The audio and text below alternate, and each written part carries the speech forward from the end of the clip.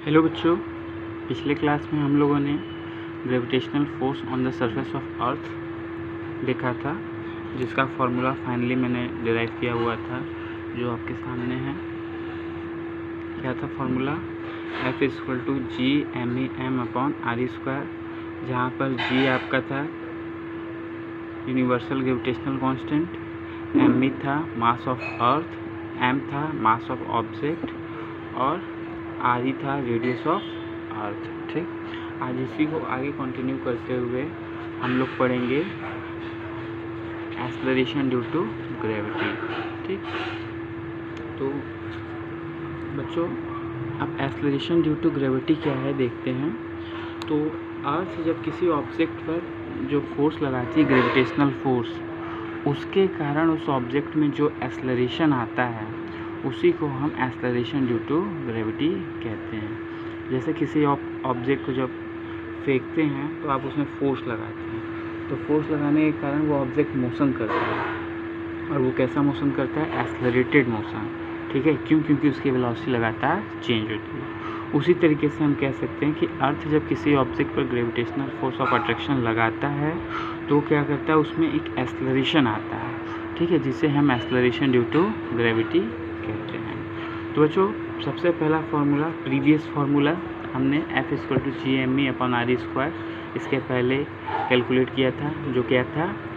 Gravitational force of attraction provided by earth on any object. ठीक, अब देखिए, जैसे आपको बच्चों पता है कि फोर्स = m(a) होता है।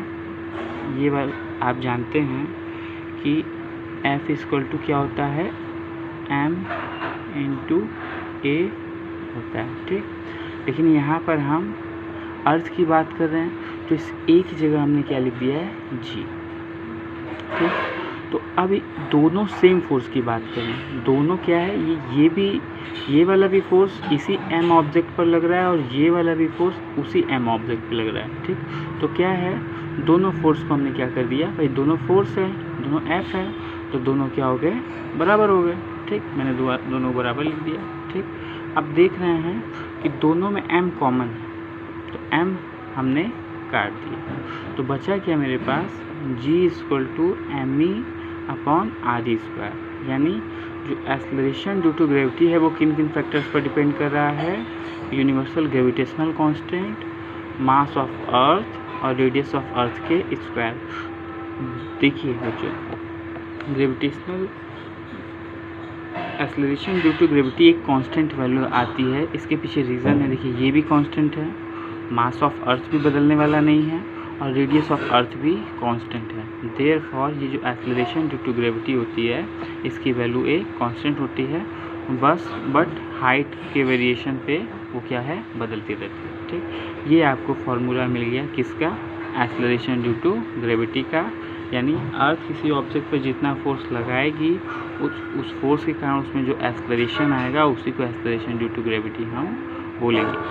अब हम लोग नेक्स्ट क्या करेंगे कि इस एक्सेलरेशन ड्यू टू ग्रेविटी की वैल्यू कैलकुलेट करेंगे। कैसे? देखते हैं। तो बच्चों, value of acceleration due to gravity क्या करेंगे बच्चों?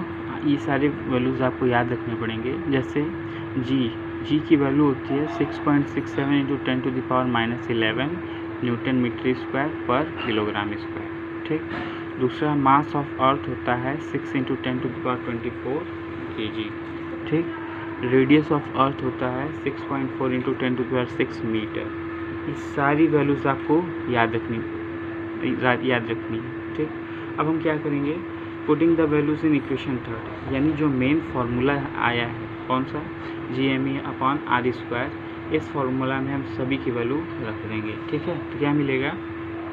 देखिए, g की जगह हमने रख दिया 6.67 × 10⁻11, इस m यानी मास ऑफ अर्थ की जगह हमने लिख दिया 6 × 10⁻24, और इस r यानी रेडियस ऑफ अर्थ की जगह हमने लिख दिया 6.4 × 10⁻6 का होल स्क्वायर। ठीक, अब इसको सॉल्व करते हैं।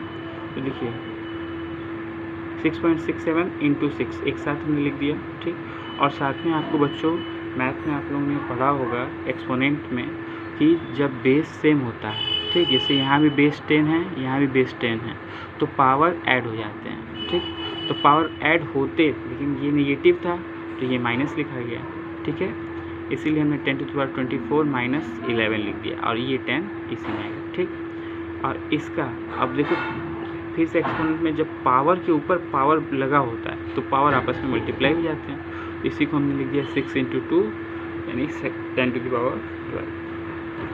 अब 6.4 का होल स्क्वायर यानी 6.4 का होल स्क्वायर यानी 6.4 को हम लोग 2 बार लिखें, ठीक।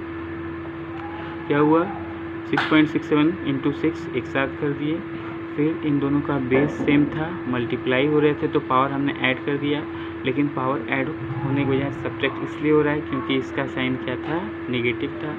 फिर नीचे 6.4 × 10⁶ का होल स्क्वायर था।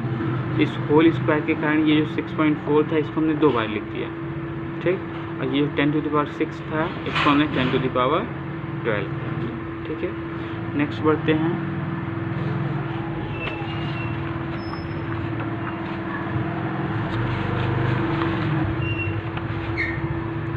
नेक्स्ट बच्चों, जब ये मल्टीप्लाई होगा,